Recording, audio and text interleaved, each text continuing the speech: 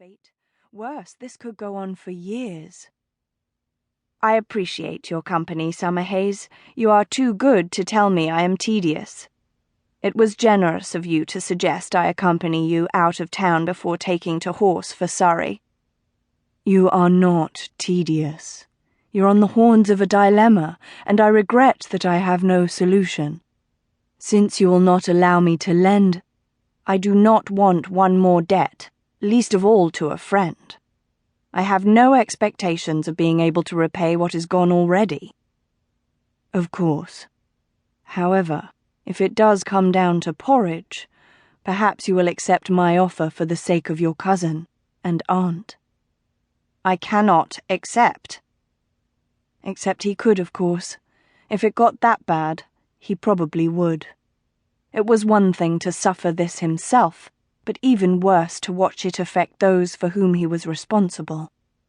He carried considerable guilt already, not only for his aunt and cousin, but also for the good people who lived on his entailed lands, who deserved more care and generosity than he could afford.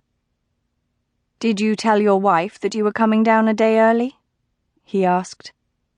Summerhaze had married in the spring, and his wife visited her friends in Middlesex with some frequency.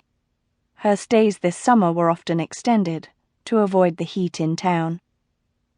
I cleared my affairs so late yesterday that there was no point. I will surprise her. Audriana will not mind. Hawkswell admired the security with which his friend said that. Generally, women did mind when husbands interfered with their plans. If Summerhaze were another kind of man, and his wife another kind of woman, showing up unexpectedly, a day early, at a house party in the country, could lead to some awkward explanations. The coach rolled down the main lane of the village of Cumberworth, with his black gelding trotting along on its tether. He would have to visit his aunt once he reached Surrey, he supposed, and tell her that he would soon have to let her townhouse go. It would not be a pleasant meeting. Even worse would be the consultations with his steward, who would again advise enclosures of the common ground on the estate. Hawkswell had long resisted following the modern practices on that. He had sought to avoid the hardships that enclosures would bring to the families whose lives depended on that land. People who had not seen the roofs over their heads maintained properly by their landlord should not now be deprived yet again, and in worse ways. His finances had become dire, however, and unless they improved soon, everyone would suffer anyway. The coach took a turn outside the town. A half-mile along, it carefully made another turn onto a private lane. A sign marked the property, "The Rarest Blooms." The coachman stopped where the trees fell away, in front of a pleasant stone house, surrounded by a handsome perennial garden of free, rustic design. Summerhaze opened the coach door. "You must come and meet the ladies. Audriana will want to see you. I will take my horse and be off.